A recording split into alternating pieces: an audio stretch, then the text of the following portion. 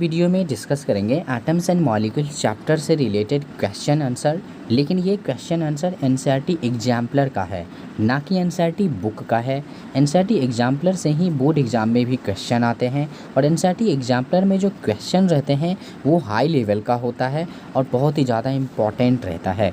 अब जैसे इस क्वेश्चन में आपको दिख रहा होगा कि देख सकते हैं कि 1 2 3 4 यहाँ पे ऑप्शन बनाया हुआ है और तो और इसी में ABCD भी ऑप्शन बनाया हुआ है। इसका मतलब क्या हुआ? इसका मतलब ये हुआ कि अगर इसमें से आंसर 2 और 4 भी है, मान लें कि 2 आंसर भी है और 4 भी है, तो आपको यहाँ पे ABCD में किस ऑप्शन में 2 और 4 दिख रहा है? तो डी नंबर ऑप्शन में 2 और 4 दोनों दिख रहा है, तो आंसर डी हो जाएगा। अगर इस तरह से ऑप्शन देख पा रहे होंगे कि यहाँ से बहुत सारे लोग क्या करते हैं कि अगर आंसर 2 भी है तो 2 आंसर यानी 2 आंसर मार्क करके आगे बढ़ जाएंगे, लेकिन वो ये नहीं देख पाते हैं कि यहाँ पे ऑप्शन ABCD भी बनाया हुआ है। तो इस तरीके से क्वेश्चन ये बहुत ही ज़्यादा हाई लेवल का हो जाता है और बहुत ही ज़्यादा कंसेप्चुअल क्वेश्चन हो जाता है।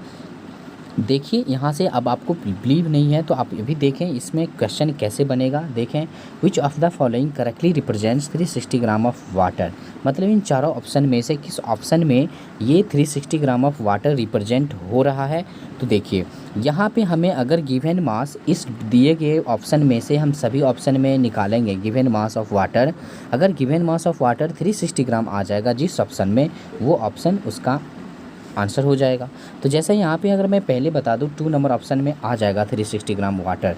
कैसे? तो देखिए 20 मोल्स वाटर में कितना मास है वाटर का, वो ही तो निकालना है। अगर वो मास 360 ग्राम आ जाएगा मतलब ये 2 नंबर ऑप्शन रिप्रेजेंट कर रहा है 360 ग्राम ऑफ वाटर। तो देखिए यहाँ पे मोल्स दिया हुआ है, हमें गिवन मास निकालना है। अगर मोल्स दिया हुआ है, गिवन मास का फॉर्मूला देखिए number of mole equal to given mass divided by molar mass, given mass divided by molar mass. यहाँ से आप गिवन मास का फार्मूला डायरेक्ट निकाल सकते हैं, एक फार्मूला बना सकते हैं given mass equal to number of mole into molar mass, number of mole into molar मास।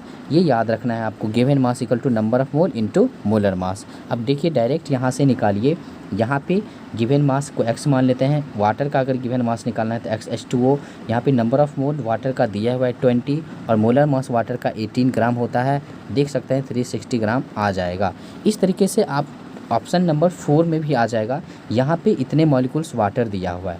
तो गिवन मास का फॉर्मूला होता है, गिवन मास ऑफ वाटर अगर निकालने जा रहे हैं तो in case of number of molecules, number of molecules divided by Na means Avogadro's number into molar mass भी होता है। ये भी फार्मूला आपको याद रखना है। गिवन मास का formula in case of number of molecules हो जाएगा number of molecules divided by Na into molar mass. अब देखिए यहाँ से क्वेश्चन कैसे बनेगा। अगर हमें वाटर का गिवन मास निकालना है तो वाटर का नंबर ऑफ मॉलिक्यूल्स ऊपर में पुट करेंगे। तो देखिए यहाँ पे ये दिया हुआ है, वैल्यू पुट कर दीजिए 1.2044 10⁻25 डिवाइडेड बाय एवोगाद्रोस नंबर मतलब 6.022 10⁻23 इंटू मोलर मास 18 ग्राम होता है। तो इसका कैलकुलेशन करेंगे तो 360 ग्राम आपको आ जाएगा, यानी वाटर का गिवन मास इस वैल्यू में, इस ऑप्शन में भी 4 नंबर ऑप्शन में भी वाटर 360 ग्राम आ जाएगा। मतलब ये हुआ कि और बाकी में नहीं आएगा। अगर आप बनाना चाहें तो बना के चेक कर सकते हैं।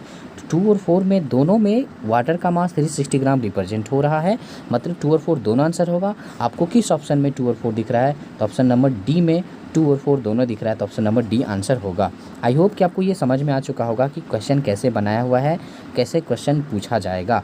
अब देखिए यहाँ से क्वेश्चन नंबर 2 देखिए, आपको क्वेश्चन नंबर 2 में दिख रहा होगा। मैं थोड़ा सा और ये एक बारी में आपको पता चल जाएगा। तो क्वेश्चन नंबर 2 यहाँ पे देख सकते हैं कि यहाँ पे आपको क्वेश्चन नंबर 2 क्या कह रहा है। Question number 2, which of the following statements is not true about an atom. Atom के बारे में कौन सा स्टेटमेंट है जो इस ऑप्शन में ट्रू नहीं है, सच नहीं है। तो देखते हैं फर्स्ट नंबर ऑप्शन पढ़ के, atoms are not able to exist independently. हाँ, ये बात सही है कि एटम एग्जिस्ट नहीं करता है फ्रीली इंडिपेंडेंटली, सिर्फ नोबेल गैस के एटम को छोड़ करके। नोबेल गैस जैसे हीलियम हो गया, नियोन हो गया, ऑर्गन हो गया, ये सभी इसके एटम फ्रीली मूव करते हैं, इसके एटम फ्रीली मूव करते हैं, मतलब इंडिपेंडेंटली मूव करते हैं। ये एक्सेप्शन है। बाकी नोबेल गैस के एटम को छोड़ के बाकी सारे एटम फ्रीली मूव नहीं करते हैं, फ्रीली एग्जिस्ट नहीं करते हैं। जैसे हाइड्रोजन का एटम हाइड्रोजन के मॉलिक्यूल्स में प्रेजेंट रहेगा, वो कंबाइन स्टेट में प्रेजेंट रहेगा, इसीलिए हाइड्रोजन एटम फ्रीली नहीं होगा, हाइड्रोजन गैस फ्रीली मूव करता है, यानी मॉलिक्यूल्स फ्रीली मूव करेगा, ना कि एटम फ्रीली मूव करेगा। नेक्स्ट देखते हैं B, atoms are the basic unit from which molecules and ions are form. Atoms जो है बेसिक यूनिट्स होता है जिससे मॉलिक्यूल्स और आयंस का फॉर्मेशन होता है, एकदम सही है। सी नंबर ऑप्शन बोल रहा है कि atoms are always neutral in nature, बहुत ही बढ़िया। एटम के जस्ट बीच में न्यूक्लियस होता है जिस पे पॉजिटिव चार्ज, न्यूक्लियस के चारों ओर इलेक्ट्रॉन चक्कर लगाता है जिस पे माइनस चार्ज, ये प्लस और माइनस न्यूट्रल हो जाता है। तो इस तरीके से कह सकते हैं atoms are always neutral in nature. देखिए D number option, atoms aggregate in large numbers to form the matter that we can see, feel और टच। देखिए इस ऑप्शन में क्या खराबियां हैं, atoms are aggregate in large numbers to form matter, यहाँ तक सही है, लेकिन ये वाला लाइन सही नहीं है, ये वाला लाइन सही नहीं है। ये कह रहा है कि एटम को आप देख सकते हैं, फील कर सकते हैं, टच कर सकते हैं, जो कि ये सही नहीं है। तो आंसर ये डी होगा, जो कि ये ऑप्शन गलत है। नेक्स्ट क्वेश्चन पे चलते हैं। नेक्स्ट क्वेश्चन देखिए, the chemical symbol for nitrogen gas is, nitrogen gas का केमिकल सिंबल हो जाएगा N2। नाइट्रोजन एटम का जो होगा, नाइट्रोजन एटम को हम N से डिनोट करेंगे, लेकिन नाइट्रोजन गैस अगर रहेगा तो N2 बोलेंगे, ना कि N बोलेंगे। नेक्स्ट क्वेश्चन पे चलते हैं। क्वेश्चन नंबर 4 देखिए, क्वेश्चन नंबर 4 कह रहा है the chemical symbol for sodium is, chemical symbol जो सोडियम का है, वो सोडियम वर्ड आया कहाँ से है, सोडियम वर्ड का जो सिंबल है वो आया कहाँ से है, तो वो नेट्रियम वर्ड से आया है, जो कि लैटिन वर्ड है नेट्रियम। ये नेट्रियम में Na से सिंबल इसका लिया गया है। तो आंसर देखिए डी नंबर में आपको दिख रहा होगा।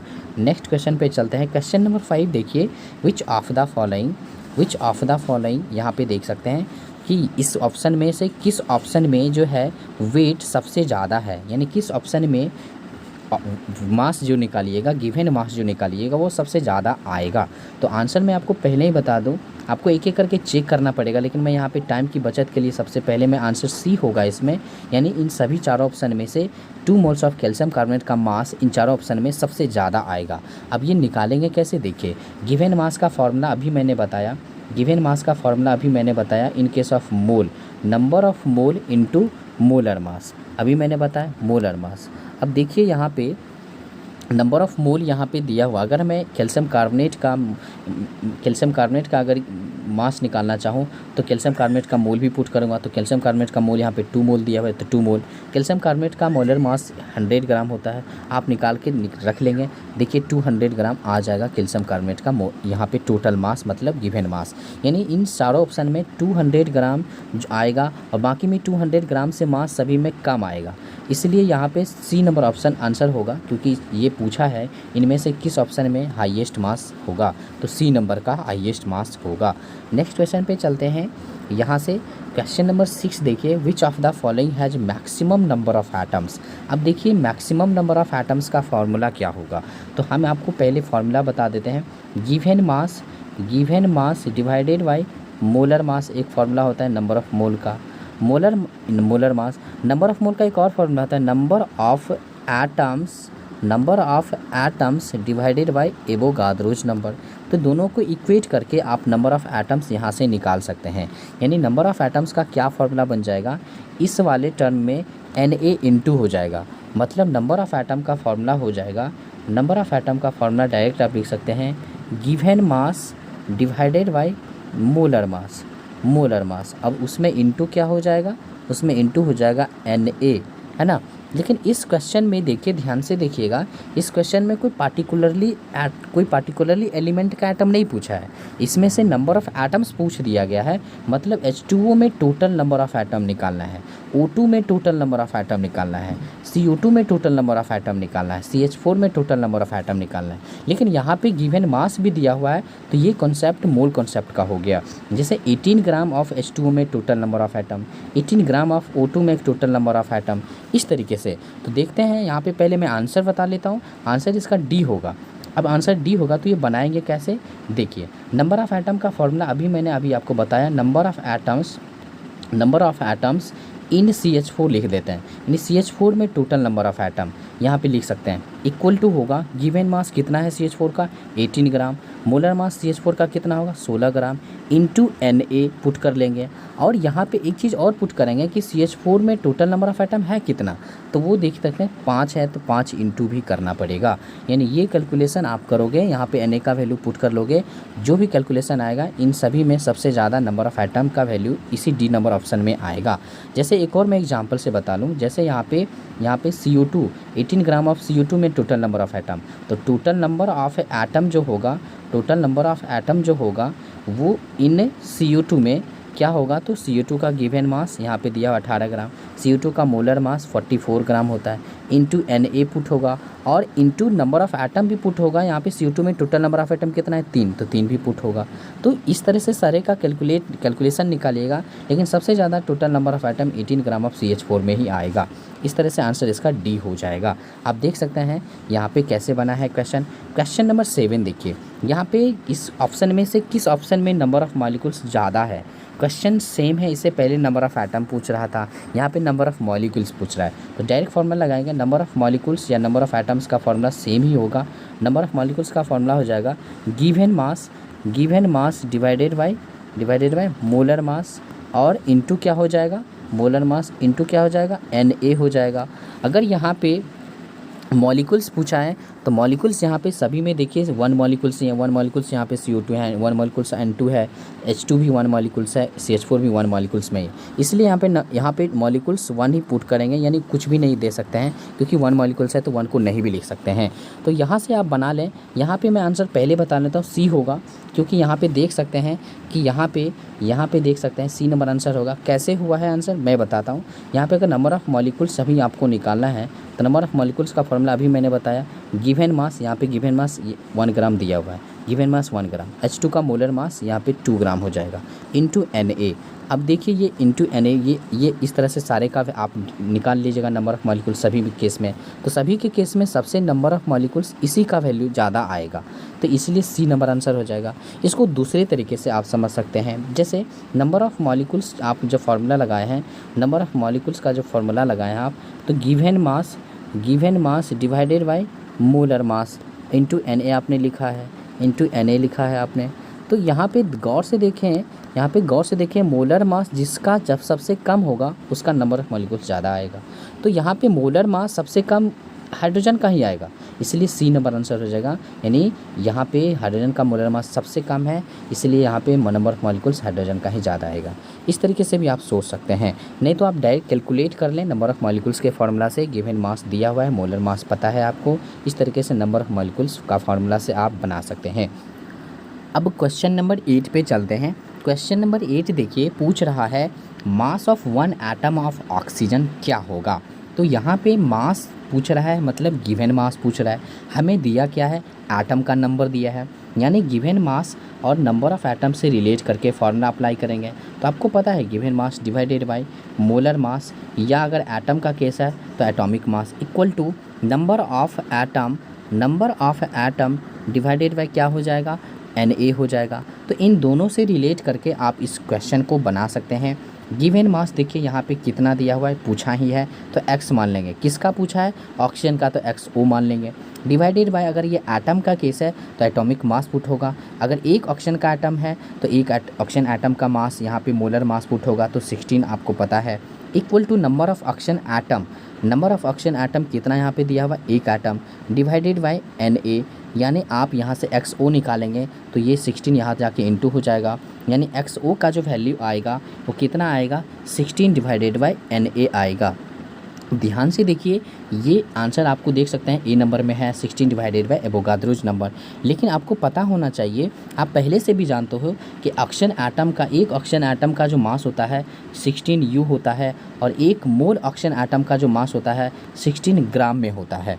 तो आपको ये पता होना चाहिए कि ये जो 16 डिवाइडेड बाय जो एवोगाद्रोज नंबर होता है, ये एक्चुअली में 16 U ही आएगा, यानी 16 AMU ही आएगा। क्यों? क्योंकि आपको पता होना चाहिए कि 1/Na का जो वैल्यू होता है वो 1 U होता है, यानी 1 AMU ही होता है। इसीलिए आपको पता होना चाहिए, इसको क्या लिख सकते हैं, 16 × 1/Na, और 1/Na को हम बोल सकते हैं 1 AMU, और 1 AMU 16 में इंटू हो जाएगा तो 16 AMU आ जाएगा। यानी एक एटम ऑक्सीजन का मास 16 AMU होगा, या फिर 16 U होगा, या फिर 16 डिवाइडेड बाय एवोगाद्रोज नंबर होगा। इस तरीके से आप समझ सकते हैं। नेक्स्ट क्वेश्चन पे चलते हैं। क्वेश्चन नंबर 9 देखिए। क्वेश्चन नंबर 9 बोल रहा है कि एक बीकर है, उस बीकर में पहले से 18 ग्राम वाटर रखा हुआ है। अब क्या है ना कि 3.42 ग्राम सुक्रोज जो है इस 18 ग्राम वाटर में मिला दिए हैं। अब जो न्यू सॉल्यूशन बनेगा, उस न्यू सॉल्यूशन में total number of oxygen atom पूछ रहा है। तो एक काम करते हैं, अलग अलग, जैसे सुक्रोज में total number of oxygen atom निकाल लें, फिर 18 ग्राम वाटर में total number of oxygen atom निकाल लें। जो आएगा वैल्यू दोनों को जोड़ देंगे तो टोटल सॉल्यूशन में ऑक्सीजन एटम निकल जाएगा। तो हम अलग अलग निकालते हैं। 18 ग्राम वाटर में जो है नंबर ऑफ़ ऑक्सीजन एटम निकालना है, तो आपको गिवन मास दिया हुआ है, नंबर ऑफ़ एटम का रिलेशन है। तो यानी आपको यहाँ पे फॉर्मूला क्या अप्लाई करना है, given mass divided by molar mass equal to क्या लिखेंगे आप, इक्वल टू लिखेंगे number of oxygen atom in H2O। H2O में निकालना है ना, इसलिए इन H2O लिखेंगे डिवाइडेड बाय Na लिखेंगे। अब यहाँ से गिवन मास का फॉर्मूला क्या निकल जाएगा, ये मोलर मास उसमें इनटू हो जाएगा। तो डायरेक्ट फॉर्मूला आप लिख सकते हैं नंबर ऑफ, यहाँ पे नंबर ऑफ हमें क्या निकालना है, ऑक्सीजन एटम। तो नंबर ऑफ ऑक्सीजन एटम अगर निकालना है तो यहाँ से क्या हो जाएगा, गिवन मास में क्या इनटू हो जाएगा। देखिए गिवन मास यहाँ पे लिखेंगे, given mass divided by molar मास लिखेंगे, इनटू क्या कर देंगे, Na कर देंगे। ध्यान से इनटू क्या कर देंगे, Na कर देंगे। तो यहाँ से याद रखना है आपको। अब गिवन मास हमें 18 ग्राम वाटर में अगर ऑक्सीजन एटम निकालना है तो 18 ग्राम वाटर का पुट होगा given mass, divided by molar मास 18 ग्राम ही होता है, इंटू Na ही होता है यहाँ पे इंटू। लेकिन इंटू ऑक्सीजन, वाटर में ऑक्सीजन एटम भी कितना है, वाटर में देख सकते हैं ऑक्सीजन एटम 1 है तो 1 ही पुट होगा यहाँ पे। तो total number of oxygen atom in water इतना आएगा। एक्चुअली में देखा जाए तो ये वैल्यू 1 है, यानी Na के इक्वल आएगा, है ना। ये चीज़ें आपने समझ लिया। अब यहाँ पे फिर निकालेंगे यहाँ पे नंबर ऑफ़ एटम निकालेंगे, नंबर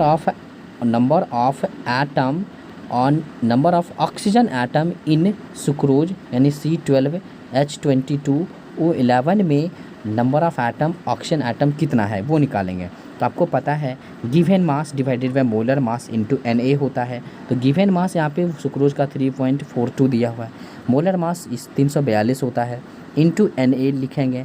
लेकिन इंटू यहाँ पे ऑक्सीजन एटम है कितना सुक्रोज में, क्योंकि सुक्रोज में हमें नंबर ऑफ़ ऑक्सीजन एटम निकाल रहे हैं तो नंबर ऑफ़ ऑक्सीजन एटम भी यहाँ पे 11 इंटू हो जाएगा। अब इसका कैलकुलेशन करिएगा तो इसका जो कैलकुलेशन आएगा वो देखिए, यहाँ पे कैलकुलेट करिएगा तो आपका जो आंसर आएगा यहाँ पे total number of oxygen atom जो आएगा यहाँ पे 0.11 आएगा इंटू Na यहाँ पे। तो आपने सुक्रोज में आपने नंबर ऑफ़ ऑक्सीजन एटम निकाला तो 0.11 Na आया, और आपने वाटर में कितना निकाला था, 1 Na निकाला था, मतलब Na के इक्वल निकाला था। तो total number of oxygen atom आप दोनों को ऐड कर देंगे तो 1.11 Na आएगा। Na का वैल्यू पुट कर देंगे तो ये आंसर आ जाएगा। इस सॉल्यूशन को आप डिस्कस कर सकते हैं, ये यूनिटरी मेथड से बनाया हुआ है। इसका स्क्रीनशॉट लेकर के भी आप रख सकते हैं और समझ सकते हैं। आई होप कि आपको ये समझ में आया कि क्वेश्चन कैसे पूछा जाता है NCERT एग्जाम्पलर से। Thank you so much video देखने के लिए।